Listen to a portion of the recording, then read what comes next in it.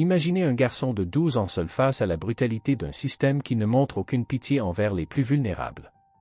Il découvre que sa voisine âgée, une femme qui a consacré toute sa vie à prendre soin et à protéger sa communauté, est sur le point d'être arrachée à son foyer, le seul endroit qu'elle appelle chez elle. Sans argent, sans soutien, mais avec une détermination inébranlable et un cœur plein d'empathie, il décide de faire face aux forces de l'impossible. Imaginez une scène où le son de la pluie tombant sur le toit résonne partout. C'est tôt le matin, et vous vous réveillez avec le cœur lourd, sentant que quelque chose ne va pas. C'est exactement ce que Miguel, un garçon de 12 ans, a ressenti cette nuit-là. Il ne savait pas pourquoi, mais quelque chose le troublait. En regardant par la fenêtre, il a vu la silhouette frêle de Donna Elena, sa voisine de 82 ans, assise sur le porche, les yeux perdus à l'horizon. Donna Elena était plus qu'une voisine, elle était une deuxième grand-mère pour Miguel. Toujours avec un sourire doux, elle racontait des histoires de sa jeunesse et offrait des gâteaux chauds à tous ceux qui passaient. Mais cette nuit, son expression était différente, inquiète. Miguel a enfilé une veste et a franchi la petite barrière qui séparait leur maison. « Donna Elena, ça va ?» a-t-il demandé, essayant de cacher le malaise dans sa voix. Elle a mis du temps à répondre, comme si chaque mot pesait une tonne. « Oh mon chéri, je crois que je vais perdre ma maison. » Ces mots ont frappé Miguel comme un coup de poing. Il savait que Donna Elena avait des difficultés financières, mais il n'avait jamais imaginé que cela pourrait en arriver là. La vieille femme a expliqué, la voix étranglée, qu'elle avait reçu un avis d'expulsion. Le délai approchait, et elle n'avait nulle part où aller. Miguel a passé la nuit éveillé. Il ne pouvait pas permettre que cela arrive.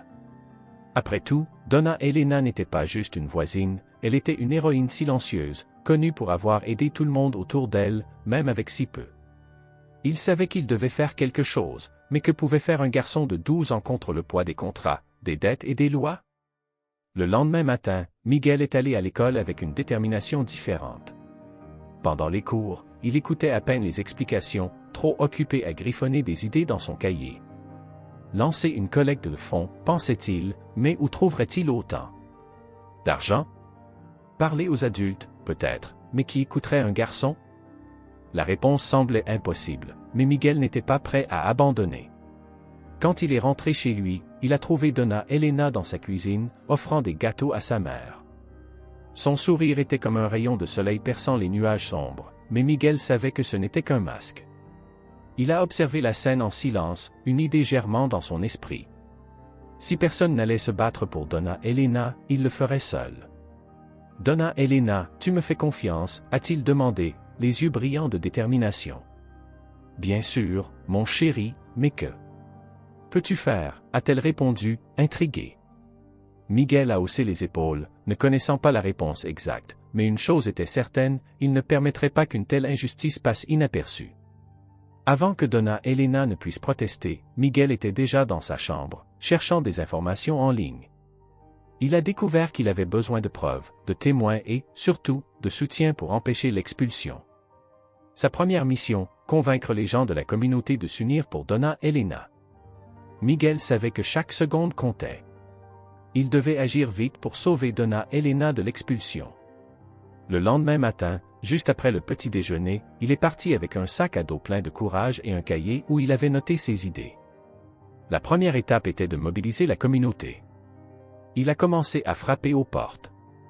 D'abord, il est allé chez M. Anselmo, un homme sérieux qui semblait toujours trop occupé pour parler.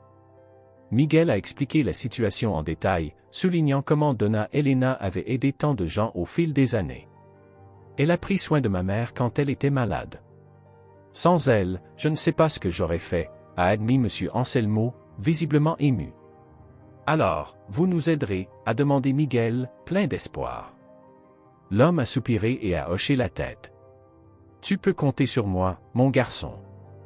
Avec ce petit triomphe, Miguel est allé à d'autres maisons, recueillant des histoires de gens qui avaient été touchés par la gentillesse de Donna Elena. C'était incroyable de réaliser combien de vies elle avait transformées sans jamais rien demander en retour. Lentement, un réseau de soutien commençait à se former, mais Miguel savait que ce n'était pas encore suffisant. Pendant ce temps, Donna Elena semblait résignée, assise dans son fauteuil préféré, elle cousait de petits morceaux de tissu, essayant de garder son esprit occupé. Quand Miguel est arrivé chez elle cet après-midi, essoufflé d'avoir couru, elle a simplement souri. « Mon garçon, tu en fais trop. Peut-être que c'est un signe qu'il est temps d'accepter les choses comme elles sont. » « Non, Donna Elena, » a répondu Miguel avec fermeté. « Vous ne pouvez pas abandonner maintenant. Nous avons encore du temps. » La conversation entre les deux a ravivé quelque chose dans son cœur. Donna Elena s'est levée, a posé sa main sur l'épaule de Miguel et a dit « Alors, battons-nous ensemble, mon chéri. » À partir de ce moment, la maison de Donna Elena est devenue un véritable quartier général. Miguel a rassemblé quelques enfants du quartier pour distribuer des flyers et raconter son histoire dans les lieux publics. Il a également cherché de l'aide pour créer une pétition. Pendant ce temps, le délai d'expulsion approchait. Miguel, qui n'était jamais allé au bureau d'enregistrement local, a décidé de s'y rendre. Il voulait mieux comprendre la situation légale de Donna Elena. En parlant avec un employé, il a découvert qu'il y avait une petite chance d'annuler l'expulsion en présentant des preuves que le contrat avait été abusif ou en rassemblant suffisamment de soutien communautaire pour faire pression sur ceux qui en étaient responsables. Miguel est sorti du bureau avec un mélange d'espoir et de peur. Il savait que les adultes risquaient de le sous-estimer, mais il était déterminé à prouver que même un garçon pouvait faire la différence. Cette nuit-là, en relisant ses notes, Miguel a reçu un message sur son téléphone. C'était de Camila, sa meilleure amie. « Miguel, j'ai vu les flyers. De quoi as-tu besoin que je fasse ?» Il a souri, sentant qu'il n'était plus seul dans cette mission. Avec chaque jour qui passait, de plus en plus de gens se joignaient à la cause, mais Miguel savait qu'il manquait encore quelque chose de grand. Il avait besoin de visibilité. C'est alors qu'il a eu une idée, enregistrer une vidéo racontant l'histoire de Donna Elena et la partager sur les réseaux sociaux. La vidéo, filmée dans son simple jardin, était remplie d'émotions. Miguel a parlé du cœur, demandant de l'aide à tous ceux qui pouvaient la voir. Il a terminé avec une phrase qui a résonné dans l'esprit de tous ceux qui l'ont regardé. Personne ne devrait perdre son foyer à cause de l'injustice. Montrons que la gentillesse peut encore gagner. Quand Miguel s'est réveillé le lendemain, il n'avait aucune idée du revirement qui allait se produire. La vidéo qu'il avait enregistrée la veille avait déjà été partagée des centaines de fois. Dans les commentaires, des gens de différentes parties de la ville exprimaient leurs sentiments sur l'histoire de Donna Elena. Beaucoup demandaient comment ils pouvaient aider. Miguel a ressenti un mélange de joie et de responsabilité. Il savait qu'il devait maintenant organiser toutes les offres d'aide pour les transformer en quelque chose de concret. Avec le soutien de Camila et d'autres amis, il a commencé à répondre à chaque message. Certains offraient de la nourriture, d'autres de l'argent, mais ce qui a vraiment attiré l'attention, c'était le contact d'un journaliste local. Miguel, c'est Eduardo. Je suis reporter pour un journal de la ville, et ton histoire nous a profondément touchés. Nous aimerions t'interviewer, toi et Donna Elena. Miguel a fait une pause, absorbant le poids de cette opportunité. Bien sûr, nous pouvons le programmer pour aujourd'hui. L'équipe est arrivée tôt dans l'après-midi. Miguel était nerveux, mais Donna Elena l'a rassuré avec un sourire serein. Pendant l'interview, il a raconté tout, de la vie d'expulsion aux efforts de la communauté pour sauver sa maison. Donna Elena, de son côté, a rappelé des moments où elle avait aidé les gens, toujours avec humilité, soulignant qu'elle n'avait jamais rien attendu en retour. « Ma maison est simple, mais c'est là que se trouve ma vie et mes souvenirs. Je ne peux pas abandonner sans me battre, a-t-elle dit, émouvant même l'équipe de tournage. Le reportage a été diffusé ce soir-là et a eu un impact immédiat. Des gens d'autres villes ont commencé à se manifester, offrant une aide financière et même un soutien juridique. Pour la première fois, Miguel a senti qu'ils étaient vraiment proches d'empêcher l'expulsion. Pendant ce temps, ceux qui étaient responsables du processus d'expulsion semblaient ressentir une pression croissante. Une société immobilière était derrière la tentative d'expulser Donna Elena. Ils affirmaient qu'elle n'avait pas respecté les délais pour rembourser de vieilles dettes. Cependant, la pression publique augmentait, et l'image de l'entreprise commençait à être ternie. Le lendemain, un avocat local nommé Dr Renato est apparu à la porte de Donna Elena. Il avait vu le reportage et a offert son aide gratuitement. « Vous avez besoin de quelqu'un qui comprend les lois pour faire face à cette bataille. Je veux être cette personne. » La présence du docteur Renato a apporté un soulagement à tous. Il a examiné les documents de Donna Elena et a identifié des failles dans le processus d'expulsion. Selon lui, il y avait une chance de faire appel et peut-être même d'annuler l'ordre d'expulsion. Mais nous avons besoin de plus de temps, a-t-il averti. Pour cela, nous devons mobiliser encore plus de gens. Miguel a réalisé que le combat était loin d'être terminé. Lui et Camila ont organisé une marche pacifique dans le quartier, invitant tous les résidents à participer. Tenant des pancartes avec des phrases comme « Justice pour Donna Elena », ils ont marché ensemble, attirant l'attention sur la cause. À la fin de la marche, Miguel est monté sur une petite caisse pour parler. Avec une voix tremblante d'émotion, il a dit « Nous ne nous battons pas seulement pour la maison de Donna Elena. Nous nous battons pour montrer que la gentillesse et la justice peuvent encore gagner. » Les applaudissements ont été assourdissants. La marche et le discours ont généré encore plus de répercussions, attirant l'attention des politiciens et des autorités locales. Certains ont commencé à prendre position publiquement, appelant à une révision du cas. Si cette histoire vous touche, partagez-la avec quelqu'un qui a besoin de l'entendre. Montrons qu'ensemble, nous pouvons faire la différence. La communauté était unie comme jamais auparavant. Avec l'aide du docteur Renato, Miguel et Donna Elena avaient désormais un plan clair pour déposer une plainte afin de suspendre l'expulsion tout en cherchant une solution définitive. L'audience était prévue dans quelques jours seulement, et le temps semblait passer plus vite que jamais. Miguel passait ses nuits à revoir des documents et à écouter l'avocat expliquer les forces et les faiblesses du dossier. Il ne comprenait pas grand-chose au jargon juridique, mais il comprenait que les chances n'étaient pas aussi grandes qu'il l'aurait souhaité. Pourtant, sa détermination ne faiblissait pas. Le jour de l'audience, la salle d'audience était bondée. Des résidents du quartier, des journalistes et même des inconnus touchés par l'histoire de Donna Elena étaient venus pour montrer leur soutien. Miguel, portant une chemise habillée empruntée, s'est assis à côté de Donna Elena et du docteur Renato. Le juge, un homme à l'air sévère, a commencé la séance en écoutant les arguments de la société immobilière. Ils ont soutenu que Donna Elena avait perdu son droit à la maison en raison de non-paiement et qu'il ne faisait qu'appliquer le contrat. Miguel a senti une boule dans sa gorge en écoutant ces mots froids et impersonnels. Quand ce fut au tour du docteur Renato, celui-ci a pris la parole, présentant des preuves que les termes du contrat étaient abusifs et soulignant l'impact que la décision aurait sur la vie d'une femme âgée qui avait déjà tant contribué à la communauté. L'avocat a également mentionné le soutien public et a remis au juge la pétition, qui comptait désormais des milliers de signatures. Ce n'est pas seulement une question juridique, votre honneur, a déclaré le docteur Renato, regardant directement le juge. C'est une question d'humanité.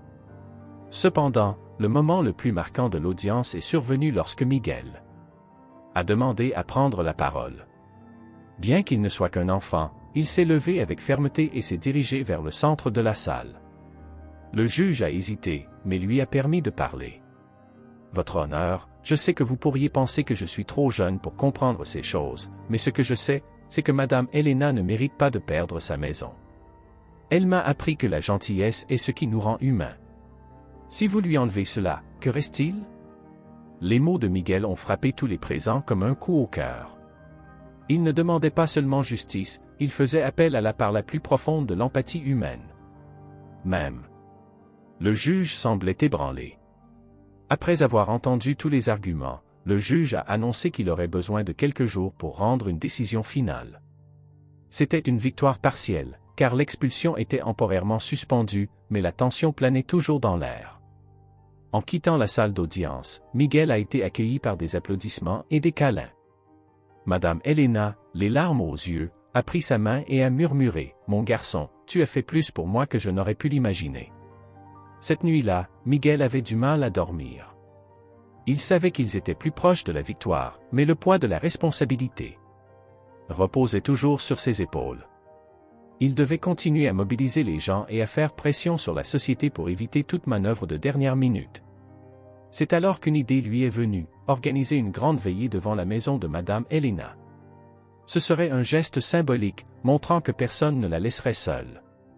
En quelques heures, la nouvelle s'est répandue, et le lendemain, des dizaines de personnes se sont rassemblées devant la maison, tenant des bougies et chantant des chants d'espoir. Miguel est monté une nouvelle fois sur une caisse pour parler, merci d'être ici aujourd'hui. Nous ne protégeons pas seulement la maison de Madame Helena. Nous protégeons ce qui est juste. Le mouvement a pris encore plus d'ampleur. Les reportages sur la veillée ont été diffusés à l'échelle nationale, augmentant la pression sur la société immobilière. Maintenant, tout dépendait de la décision que le juge rendrait dans les jours à venir. Le matin de la décision est arrivé, et l'air était chargé d'anticipation. Miguel, Madame Helena et les membres de la communauté se sont rassemblés une nouvelle fois dans la salle d'audience. La salle était encore plus bondée qu'avant, avec des journalistes, des avocats et des gens venus de différents endroits. Impatients d'entendre le dénouement d'une histoire qui avait mobilisé tant de cœurs. Le juge est entré, apportant avec lui un silence absolu. Miguel a tenu la main de Madame Helena, qui tremblait légèrement. Le juge a commencé par lire un résumé de l'affaire, soulignant les revendications des deux parties et les arguments présentés lors de l'audience précédente. Après quelques minutes qui ont semblé une éternité, il a finalement annoncé sa décision. Après avoir analysé les faits, les documents et l'impact social de cette affaire, je conclus que la résiliation du contrat a été faite de manière abusive. Par conséquent, l'ordre d'expulsion est annulé. De plus, je recommande que la société révise ses pratiques pour éviter des situations similaires à l'avenir. Le soulagement a été immédiat. Miguel a senti un poids immense se soulever de ses épaules, et Madame Helena a commencé à pleurer, le serrant dans ses bras. La salle a éclaté en applaudissements, et même certains journalistes n'ont pas pu retenir leurs larmes. Mais la victoire n'était pas seulement pour Miguel et Madame Helena, elle était pour tous ceux qui croyaient en la puissance de la gentillesse et de l'unité. Le soutien de la communauté avait montré que lorsque les gens se rassemblent pour une cause juste, ils peuvent changer même les scénarios les plus sombres. En quittant la salle d'audience, Miguel a été entouré par des journalistes. Malgré le chaos, il a répondu avec son humilité caractéristique, « J'ai simplement fait ce qui était juste. » Madame Helena mérite bien plus qu'une maison, elle mérite tout l'amour qu'elle a reçu. Pendant ce temps, la société immobilière, sous la pression des réactions négatives, a annoncé qu'elle apporterait des changements internes pour éviter des cas comme celui-ci à l'avenir. De plus, un groupe d'hommes d'affaires, inspiré par l'histoire, a décidé de créer un fonds de soutien pour les personnes âgées en situation de vulnérabilité. De retour dans le quartier, une grande célébration a été organisée. Les gens ont apporté de la nourriture, décoré les rues et ont chanté ensemble, célébrant non seulement la victoire, mais aussi l'esprit d'unité qui était né là. Miguel, cependant, est resté discret. Il s'est assis à côté de Madame Helena, qui l'a regardé avec gratitude et affection. « Mon chéri, tu as changé ma vie. Je ne sais pas comment te remercier. » « Vous n'avez pas besoin de me remercier, Madame Helena. Vous m'avez appris ce qu'est le courage. J'ai simplement rendu un peu de ce que j'ai appris. » Alors que le soleil se couchait, la maison de Madame Helena, autrefois un symbole de lutte et de résistance, est devenue un phare d'espoir. Et Miguel, ce garçon de 12 ans qui a osé affronter l'injustice, a prouvé que même les plus petits gestes peuvent créer des vagues de transformation. L'histoire de Miguel et Madame Helena n'était pas seulement une victoire contre l'expulsion, c'était un rappel que la gentillesse est une force puissante, capable d'unir les communautés et de transformer les réalités. Et ainsi se termine cette incroyable histoire, mais attendez, ce n'était que le début. La prochaine histoire vous touchera encore plus le cœur. Avant de continuer, prenez un moment pour vous abonner à la chaîne. Puis-je compter sur vous? Une fille de 8 ans défie toutes les probabilités pour prendre soin d'un homme âgé malade dans un village reculé. Malgré les difficultés et les préjugés, son acte innocent de gentillesse transforme non seulement la vie de l'homme, mais aussi celle de toute la communauté. Une histoire émouvante de courage, de compassion et de transformation. Imaginez un petit village oublié par le temps, où la poussière rouge recouvre les rues et où l'espoir semble un luxe que personne ne peut se permettre. Maintenant, pensez à une enfant, une fille de seulement 8 ans, que tout le monde appelait Amina. Personne ne savait exactement d'où elle venait, mais sa présence était impossible à ignorer. Avec des yeux qui semblaient voir au-delà des apparences et un sourire qui pouvait illuminer la nuit la plus sombre, elle avait un cœur plus grand que tout ce qu'un adulte pourrait comprendre. Amina vivait avec sa grand-mère dans une cabane simple, mais sa curiosité la poussait à explorer les environs chaque jour. C'est lors d'une de ces promenades qu'elle a vu quelque chose qui allait changer sa vie et celle de tout le village pour toujours. Dans une maison abandonnée en périphérie, presque cachée par les arbres, se trouvait un vieil homme. Ses cheveux étaient aussi blancs que le sel, et son corps si frêle qu'il semblait que le vent pourrait l'emporter. Son nom était Mamadou, mais les voisins l'appelaient l'oublié. Mamadou vivait seul, entouré d'histoires que personne ne se souciait d'entendre. Certains disaient qu'il avait ou perdu dans sa jeunesse et que la solitude était son seul compagnon. D'autres ignoraient simplement son existence. Pour eux, Mamadou était un poids mort, quelqu'un qui ne contribuait en rien à la communauté. Mais pour Amina, il était un mystère qu'il fallait élucider. Un après-midi, alors que le soleil plongeait à l'horizon, Amina a rassemblé son courage et s'est approchée de sa maison. La porte était entr'ouverte, et elle a vu Mamadou assis sur une vieille chaise, le regard perdu dans le vide. En remarquant la fille, il a essayé d'esquisser un sourire, mais la fatigue semblait dominer son corps. Elle n'a rien dit à ce moment-là, mais a décidé qu'elle reviendrait le lendemain. Et elle l'a fait. Avec une assiette de nourriture qu'elle avait gardée de son propre repas, Amina est entrée dans la maison de Mamadou et a posé l'assiette sur la table. « Je t'ai apporté quelque chose », a-t-elle dit doucement. Il l'a regardé, surpris, comme s'il ne savait pas qu'il était encore considéré comme un être humain. À cet instant, quelque chose a changé. Mamadou a vu dans les yeux d'Amina quelque chose qu'il n'avait pas ressenti depuis des années, l'espoir. Et Amina, même sans comprendre pleinement ce qu'elle faisait, a senti que ce simple geste n'était que le début de quelque chose de bien plus grand. Dites-moi dans les commentaires d'où vous regardez cette vidéo, et bien sûr, laissez un like, car cela montre que vous croyez en la puissance de ces messages. Chaque jour qui passait, Amina rendait visite à Mamadou. Mamadou, elle apportait de petites choses, des fruits, de l'eau fraîche, ou simplement sa compagnie. Les voisins commencèrent à remarquer et chuchotèrent entre eux, « Pourquoi cette fille perd-elle son temps avec lui ?» se demandait-il. Mais Amina s'en moquait. Elle savait que quelque chose la guidait, même sans comprendre pourquoi. Pendant ce temps, Mamadou commença à ouvrir son cœur à la jeune fille. Il raconta des histoires de sa jeunesse, de la façon dont il avait perdu sa famille et comment il n'avait jamais trouvé la force de recommencer. Amina écoutait attentivement, comme si ces histoires étaient des trésors que personne n'avait jamais valorisés. Cependant, la gentillesse d'Amina allait bientôt être mise à l'épreuve. Elle ignorait que sa décision d'aider Mamadou déclencherait une série d'événements qui changeraient non seulement sa vie, mais aussi celle de tout le village. Ce n'était que la pointe de l'iceberg. Que feriez-vous si vous voyiez quelqu'un ignoré par tous? Auriez-vous le courage de faire la différence? La gentillesse d'Amina ne passa pas inaperçue très longtemps. Malgré son jeune âge, sa routine d'aider Mamadou commença à susciter des chuchotements dans le village. Au début, ce n'était que des murmures, mais bientôt, ils se transformèrent en commentaires ouverts et en regards désapprobateurs. Cette fille perd son temps, disaient certains. Elle devrait être à l'école, pas à s'occuper d'un vieil homme inutile, grognaient d'autres.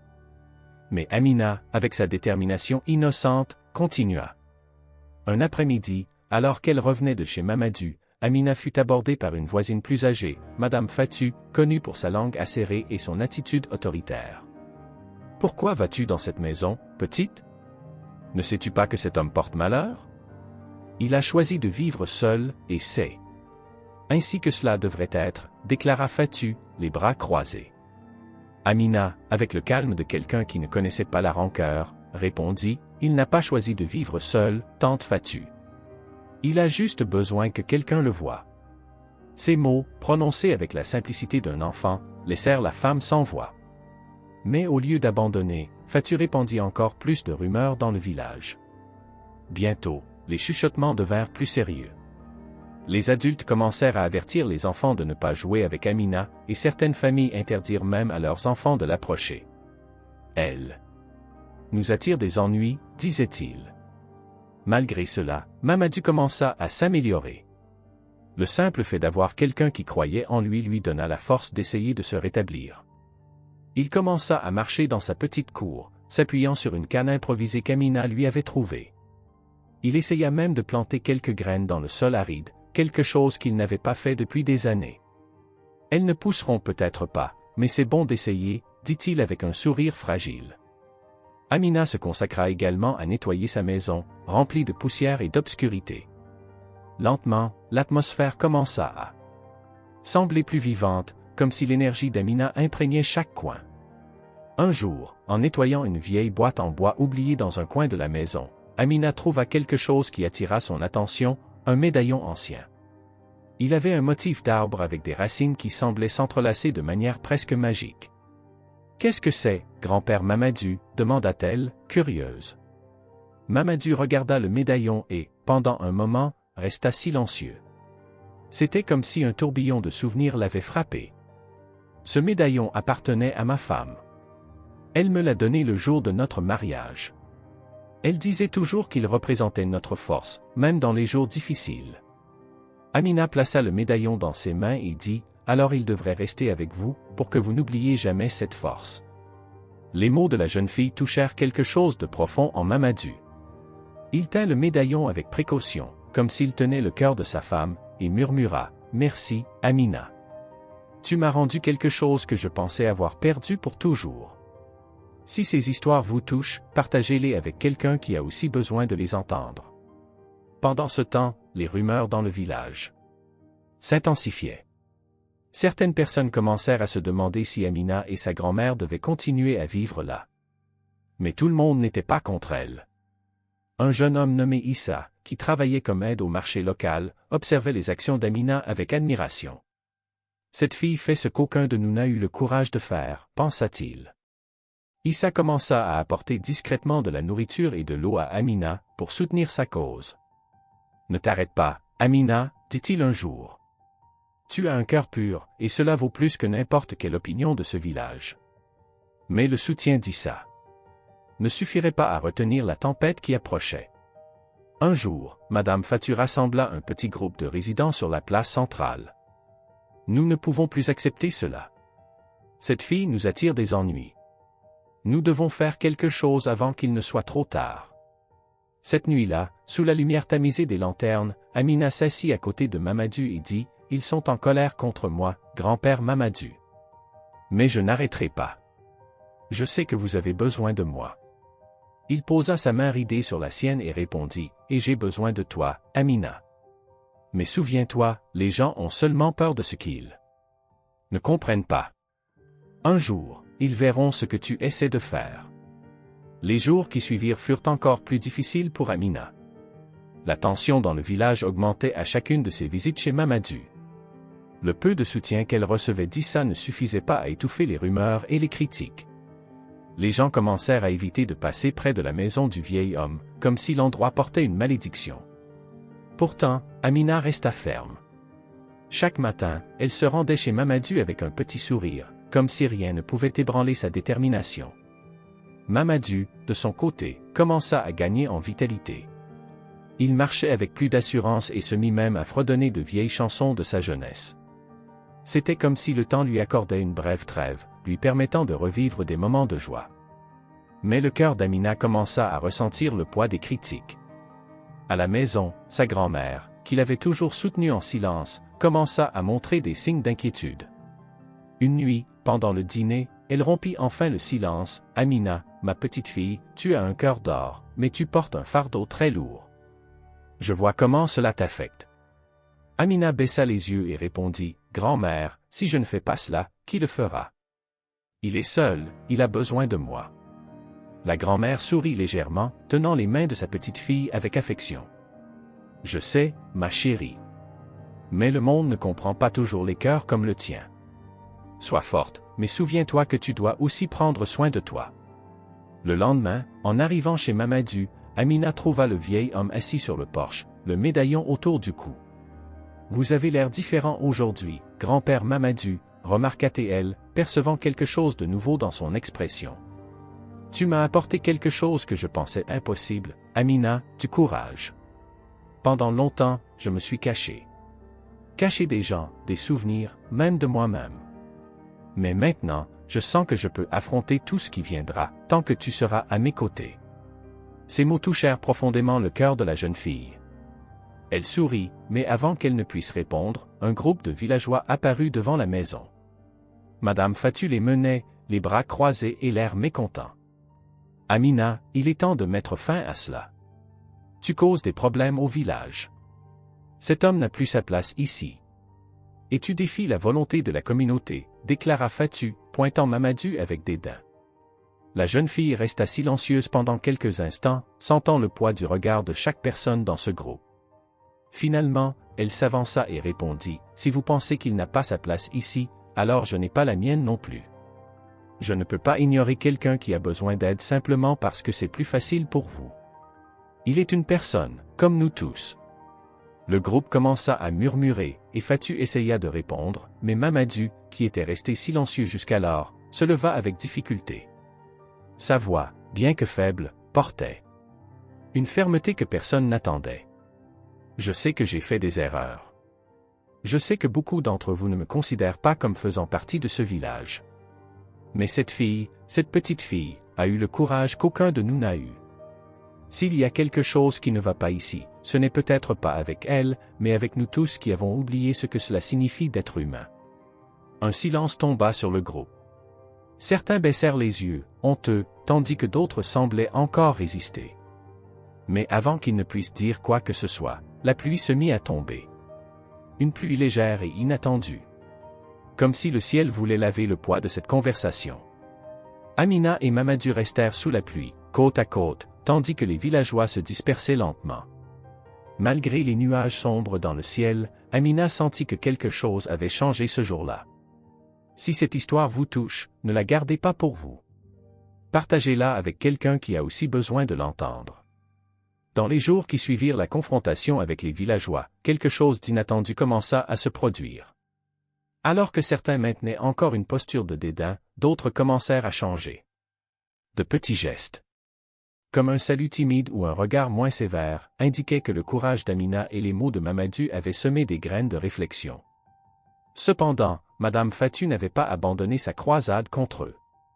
Déterminée à mettre fin à la rébellion d'Amina, elle se rendit chez le chef du village, un homme nommé Kouaté, connu pour ses décisions strictes. Cette fille défie l'ordre de la communauté. Si nous ne faisons rien, elle nous mènera au chaos, déclara Fatu, gonflant ses mots de dédain. Kouaté écouta patiemment, mais décida d'enquêter par lui-même. Cet après-midi-là, il se rendit chez Mamadou et trouva quelque chose qu'il n'attendait pas, un vieil homme fragile mais avec une lueur dans les yeux qui semblait se raviver, et une fille qui, malgré son jeune âge, parlait avec une maturité inhabituelle. « Pourquoi fais-tu cela, enfant » demanda Kuat, curieux. « Tu sais que cela cause des problèmes, n'est-ce pas » Amina répondit fermement, « Je fais cela parce qu'il est un être humain. Parce que si tout le monde l'a abandonné, quelqu'un doit lui rappeler qu'il compte. » Les mots de la fille touchèrent quelque chose de profond en Kuat, mais il maintint son expression sérieuse. « Nous verrons, fille, nous verrons. » Cette nuit-là, une réunion fut convoquée sur la place centrale du village. Tous les résidents furent convoqués, y compris Amina et Mamadou. La pluie qui était tombée quelques jours plus tôt avait laissé l'air frais, mais la tension était palpable. Kuat monta sur une petite estrade improvisée et demanda le silence. « Aujourd'hui, nous sommes ici pour décider de l'avenir de notre village. Non pas celui d'un enfant ni d'un vieil homme, mais de qui nous sommes en tant que communauté. Amina et Mamadou ont défié nos traditions et nous ont fait réfléchir à ce que signifie vraiment vivre ensemble. Maintenant, c'est à nous de décider si nous voulons continuer à fermer les yeux ou si nous choisirons un chemin différent. » Les mots de Kuat résonnèrent dans la foule. Il y eut des murmures, des regards échangés, mais personne n'avait le courage de parler. C'est alors qu'Issa, le jeune homme qui avait toujours soutenu Amina, s'avança. « J'ai vu ce qu'Amina a fait pour Mamadou. J'ai vu comment elle l'a aidé à retrouver sa force et sa dignité. Elle ne l'a pas fait par obligation, mais parce qu'elle croit que tout le monde mérite une seconde chance. Si une fille de 8 ans peut faire cela, pourquoi ne le pouvons-nous pas, nous les adultes ?» Le discours d'Issa fut accueilli par un silence, mais un silence différent, un silence de réflexion. Lentement, d'autres résidents commencèrent à parler. Peut-être avons-nous été trop durs. Peut-être devrions-nous aider au lieu de juger. Mais tout le monde n'était pas convaincu. Fatu, avec son ton autoritaire, éleva la voix. « C'est ridicule. Laissons-nous un enfant nous apprendre quoi faire? Où est notre fierté en tant qu'adulte? » C'est alors que Mamadou, s'appuyant sur sa canne, se leva. Sa voix, bien que tremblante, portait une force indéniable. « Fatu, la fierté ne nourrit personne. Elle ne réchauffe personne. Elle ne guérit personne. Ce que cette fille a fait, c'est de me montrer que même à mon âge, il y a encore quelque chose pour lequel vivre. Et si ce n'est pas une leçon pour nous tous, alors peut-être que le problème n'est pas avec elle, mais avec nous. Le silence qui suivit fut assourdissant. Fatu, pour la première fois, n'eut aucune réponse. Les yeux de tous se tournèrent vers Amina, qui regarda Mamadou avec admiration et affection. Kuat rompit le silence. À partir d'aujourd'hui, que ce village soit un endroit où personne n'est oublié, où la gentillesse d'un enfant peut nous rappeler ce qui compte vraiment. Amina, tu nous as appris plus que des années de tradition n'auraient jamais pu. Les mots du leader furent accueillis par des applaudissements, timides au début, mais qui se propagèrent rapidement dans la foule. Les semaines qui suivirent la réunion apportèrent des changements profonds au village. Bien qu'il y eût encore de la résistance dans certains cœurs, l'acte d'Amina avait déclenché une transformation que personne ne pouvait ignorer. Mamadou devint le symbole vivant d'une communauté apprenant à prendre soin des siens, et Amina, malgré son jeune âge, fut considérée comme une leader en esprit et en cœur. Les résidents commencèrent à rendre visite à Mamadou, certains timidement, d'autres avec curiosité. Il partagea ses histoires, se remémora sa jeunesse et donna même des conseils aux plus jeunes. Ces mots, autrefois engloutis par le silence, étaient maintenant écoutés avec attention et respect. C'était comme si sa voix, oubliée depuis si longtemps, portait désormais le poids de la sagesse dont le village avait tant besoin. Pendant ce temps, Amina se consacra à aider les autres dans le village. Avec le soutien d'Issa, elle lança de petits projets, comme rassembler les enfants pour apprendre ensemble et aider les personnes âgées avec des tâches simples. Le petit groupe grandit, et en peu de temps, le village commença à vivre de manière plus coopérative. L'isolement qui caractérisait autrefois chaque foyer fut remplacé par des gestes de solidarité. Un matin, Mamadou, avec le médaillon de sa femme toujours accroché à son cou, appela Amina à s'asseoir à côté de lui sur le porche. Il semblait en meilleure santé, sa voix plus forte. « Amina, tu m'as donné quelque chose que je ne savais même pas avoir perdu, l'espoir. Mais maintenant, je veux que tu saches que ce que tu as fait pour moi était bien plus grand que de me sauver la vie. Tu as sauvé ce village. » La fille, avec un sourire timide, répondit, « J'ai juste fait ce que je pensais devoir faire, grand-père. » Mamadou lui prit les mains et dit, « Et c'est ce qui te rend spécial. Ne laisse jamais le monde te faire oublier cela. » Ce même jour, Kuat convoqua tous les résidents pour une célébration sur la place centrale. C'était un événement simple mais significatif. Il voulait marquer officiellement le changement qu'Amina avait apporté au village. Pendant la cérémonie, Kuat demanda à Mamadou de monter sur la petite estrade. Le vieil homme, avec des palans mais fermes, prit le microphone improvisé et regarda la foule. « Pendant de nombreuses années, j'ai vécu dans l'obscurité, oublié même par moi-même. Mais une fille de 8 ans m'a rappelé que la lumière trouve toujours un moyen de briller, même dans les coins les plus sombres. Aujourd'hui, je veux remercier tous ceux qui sont ici, car je sais que ce changement n'est pas seulement le mien, il appartient à nous tous. Et je veux demander que nous ne laissions jamais personne être oublié, que ce soit dans ce village ou ailleurs. » La foule applaudit, et certaines personnes pleurèrent. Parmi elles se trouvait Madame Fatu, qui s'approcha d'Amina après la cérémonie, les yeux remplis de larmes. Elle dit, « Tu m'as montré que j'avais tort, petite. Ce n'est pas facile à admettre, mais tu as quelque chose que beaucoup d'entre nous ont perdu en chemin. Merci de nous avoir rappelé ce qui compte vraiment. » Amina sourit, embrassant Fatu avec tendresse. Il n'y avait aucune amertume dans son cœur, seulement le désir de continuer à faire le bien. Avec le temps, le village devint connu pour son unité et sa solidarité. Des gens d'autres régions vinrent visiter et apprendre d'eux. Mamadou devint un conteur pour les enfants, qui l'écoutaient comme si chaque mot était un trésor. Et Amina grandit, mais elle ne perdit jamais l'essence qui avait transformé tant de vies. Des années plus tard, lorsque le village était déjà devenu un lieu d'inspiration pour beaucoup, un panneau fut placé à l'entrée. Il portait les mots de Mamadou, « La lumière trouve un chemin, même dans les coins les plus sombres. Ne laissez jamais personne être oublié. » Et ainsi se termine cette incroyable histoire. Retenez vos émotions, car la prochaine histoire est encore plus percutante. Imaginez une place animée où tout le monde semble indifférent, jusqu'à ce qu'un garçon de 15 ans fasse quelque chose d'impensable. Il affronte l'arrogance des puissants pour protéger une femme âgée de l'humiliation publique. Un simple geste, mais qui transformera des vies à jamais. Pensez à un moment de votre vie où vous avez été témoin d'une injustice et avez senti ce nœud dans votre gorge. Imaginez être là, impuissant, tandis que le silence de tous ne fait que perpétuer ce qui se passe. Maintenant, visualisez une place pleine de vie, des enfants qui jouent, des touristes qui admirent l'architecture, et au milieu de tout cela, une dame frêle entourée de rires sarcastiques et de regards méprisants. C'est dans ce cadre que Mato, un garçon de 15 ans, vécut le jour qui changerait sa vie et celle de nombreux autres. Il ne le savait pas alors, mais à ce moment-là, ce qu'il allait faire serait retenu comme un acte de courage et d'humanité. C'était un après-midi d'été chaud.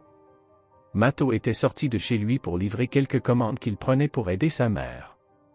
La ville était dans son rythme habituel, les voix mélangées au son des musiciens de rue et au cliquetis des pièces tombant dans leurs chapeaux. Cependant, quelque chose d'inhabituel attira l'attention du garçon. Près d'un café chic, un cercle de personnes bien habillées s'était formé. Au centre du cercle, une femme âgée luttait pour tenir un sac qui semblait sur le point de se déchirer.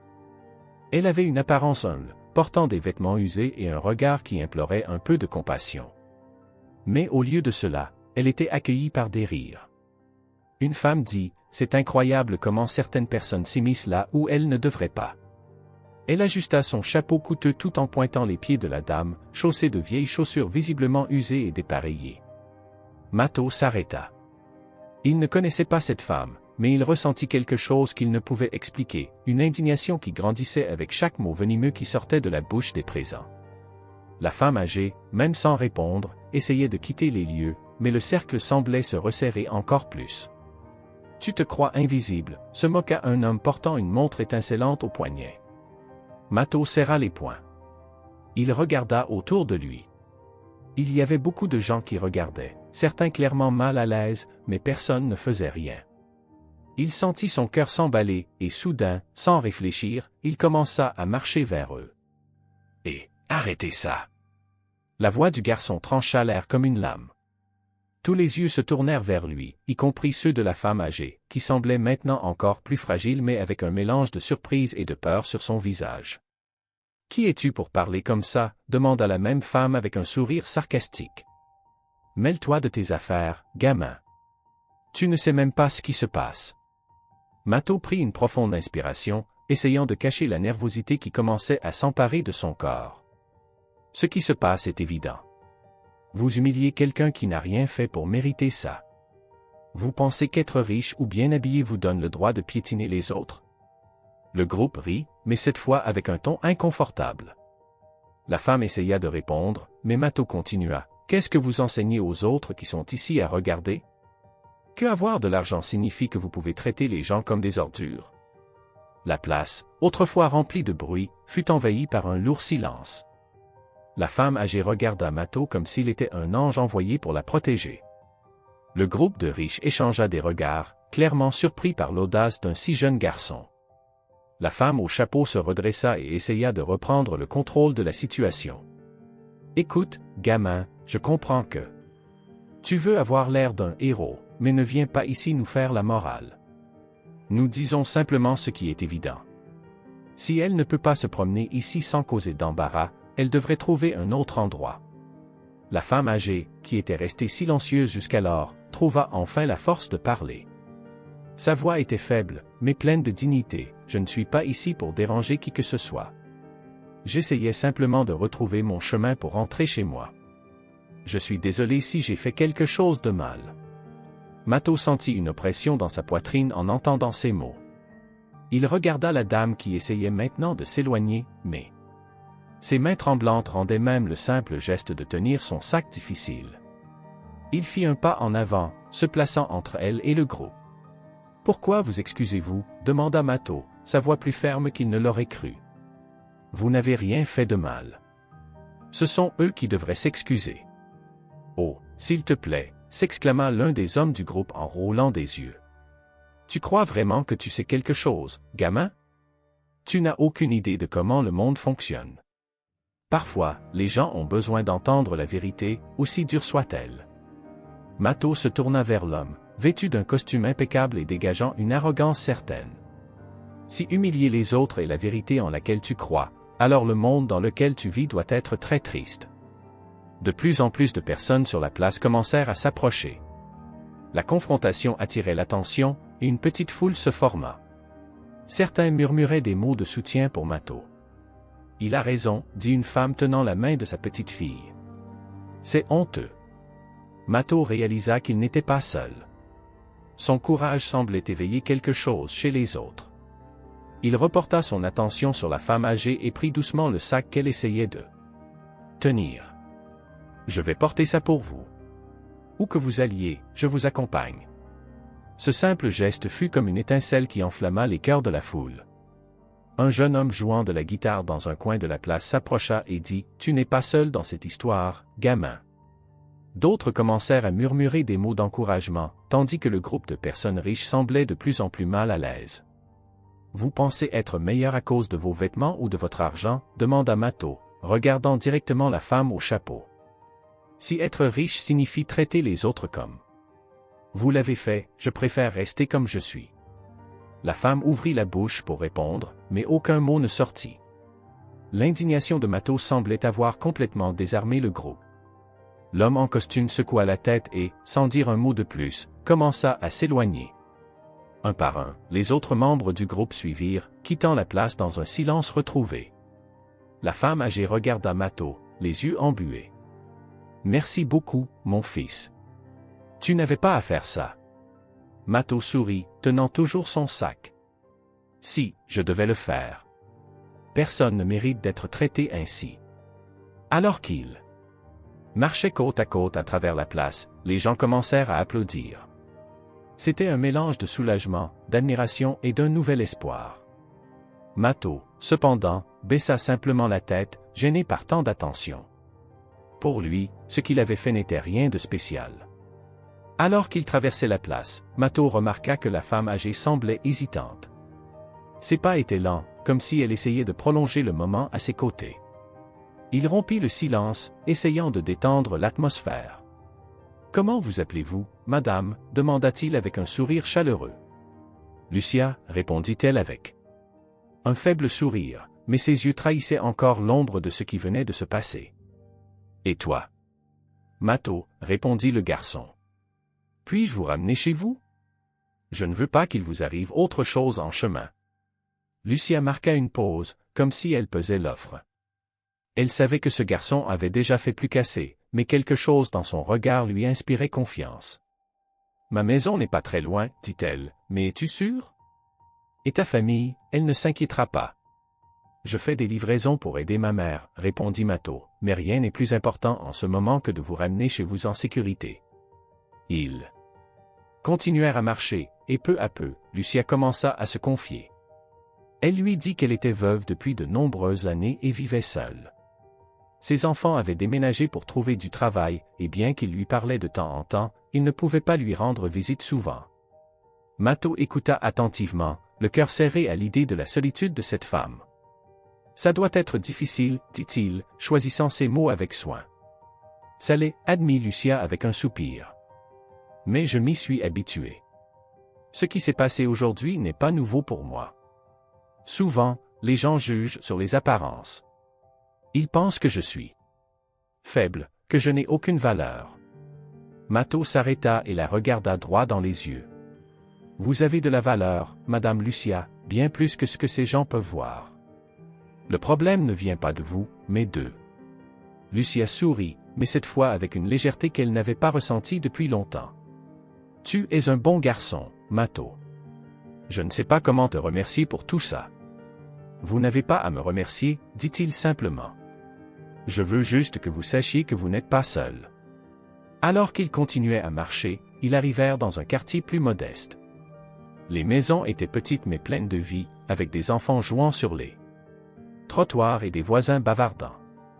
Mato se sentit plus à l'aise ici, comme si c'était une extension de chez lui. « Ma maison est là-bas, » dit Lucia en montrant une maison modeste avec un jardin rempli de fleurs colorées.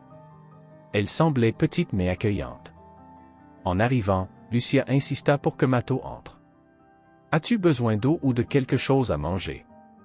C'est le moins que je puisse faire. » Mato hésita, mais finit par accepter. Il entra dans la maison et fut impressionné par l'intérieur. Bien que simple, chaque détail montrait l'affection et le soin de Lucia. De vieilles photographies décoraient les murs et l'arôme du thé frais remplissait l'air. Pendant que Lucia préparait le thé, Mato remarqua une photographie en noir et blanc sur une table. C'était celle d'un homme tenant une guitare, avec Lucia à ses côtés, beaucoup plus jeune. « Votre mari ?» demanda Mato en montrant la photo. Lucia s'arrêta un instant, tenant la tasse de thé.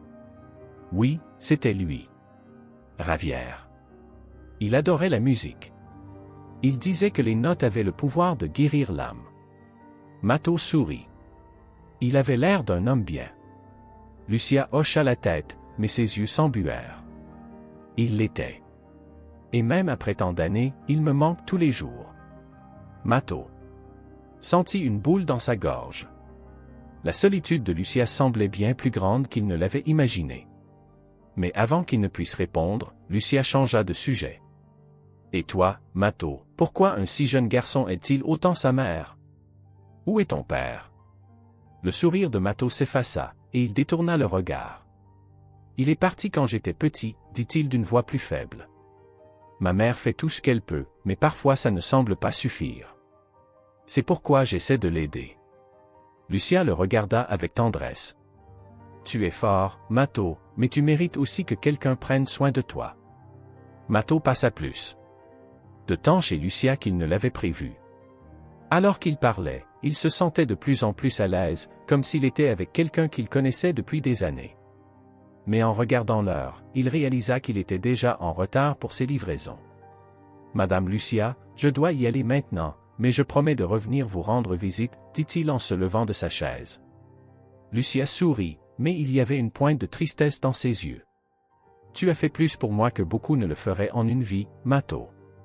Merci du fond du cœur. » Mato dit au revoir, mais en partant, quelque chose le troublait. Il ne pouvait pas chasser la pensée de la solitude de Lucia. Il voulait faire plus, mais il ne savait pas comment. Dans les jours qui suivirent, Mato reprit sa routine de livraison, mais chaque fois qu'il passait par la place, il se souvenait de ce jour.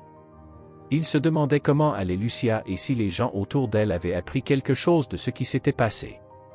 Finalement, un après-midi, Mato décida de lui rendre visite à nouveau, avec un sac rempli de pain qu'il avait obtenu d'un boulanger local. Il frappa à la porte de Lucia. Sa surprise fut évidente. « Mato, je ne m'attendais pas à te revoir si tôt, » dit-elle avec un sourire chaleureux. « J'ai dit que je reviendrais, » répondit-il en lui tendant le pain.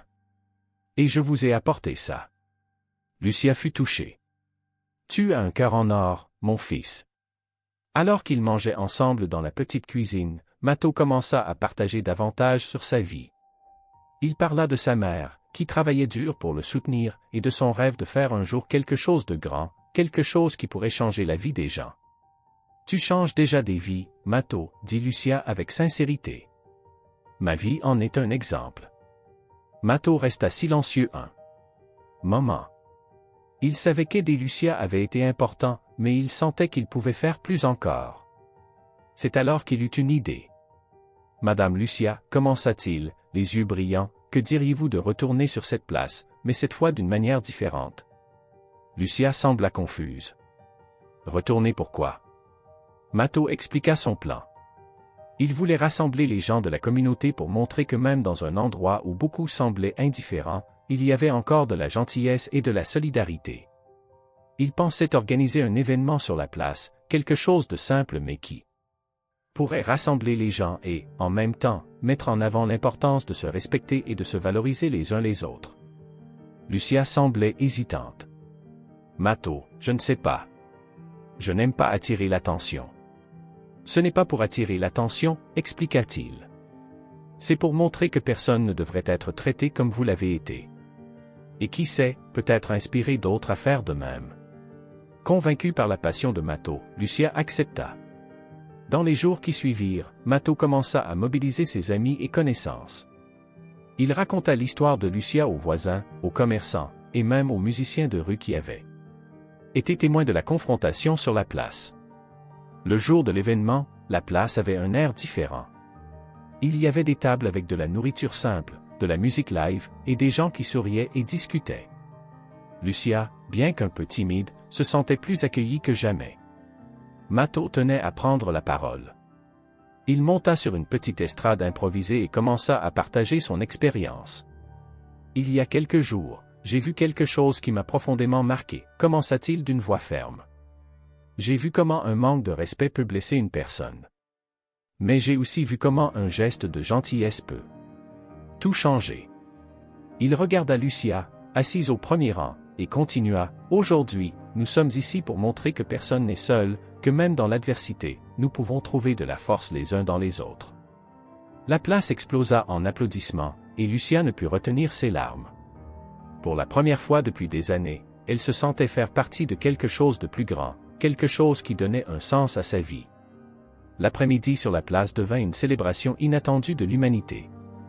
Des gens qui, auparavant, passaient en hâte, s'arrêtaient maintenant, discutaient et partageaient des histoires.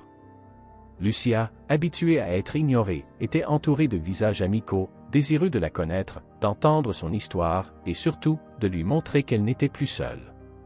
Matto observait tout cela avec un sourire. Il n'aurait jamais imaginé qu'une simple idée puisse avoir un tel impact. Mais au fond de lui, il savait que ce n'était pas seulement pour Lucia ou pour lui.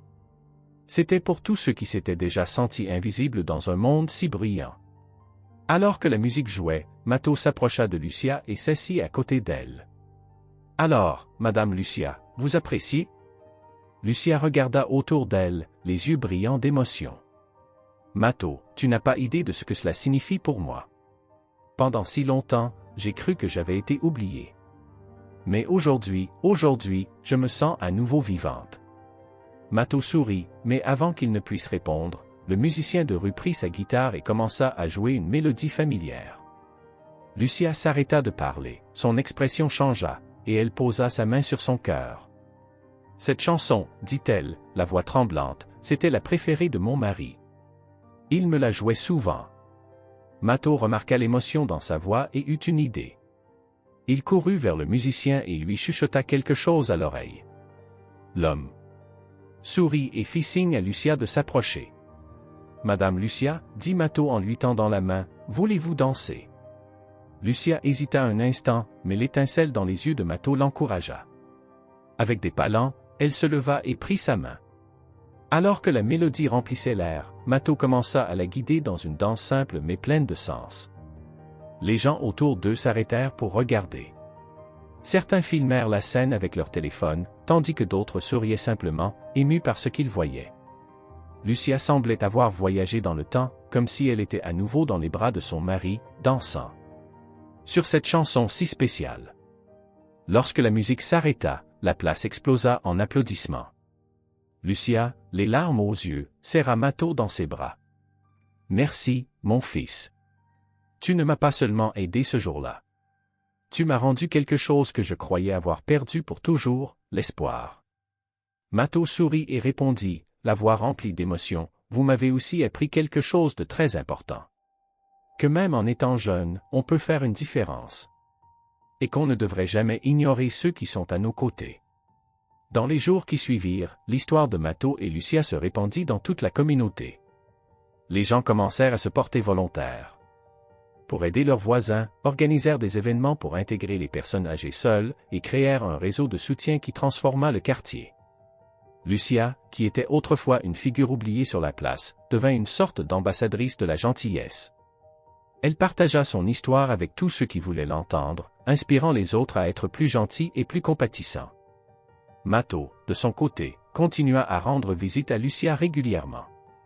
Pour lui, elle n'était plus simplement la femme âgée qu'il avait défendue sur la place, mais une amie, presque comme une grand-mère. Et ensemble, ils montrèrent que même dans un monde qui peut être si cruel, de petits actes de courage et d'empathie peuvent créer des vagues de changement. Si ces histoires vous ont touché, abonnez-vous à la chaîne dès maintenant et laissez votre like pour nous aider à diffuser encore plus d'émotions. Partagez également avec une personne spéciale qui mérite de vivre cela avec vous.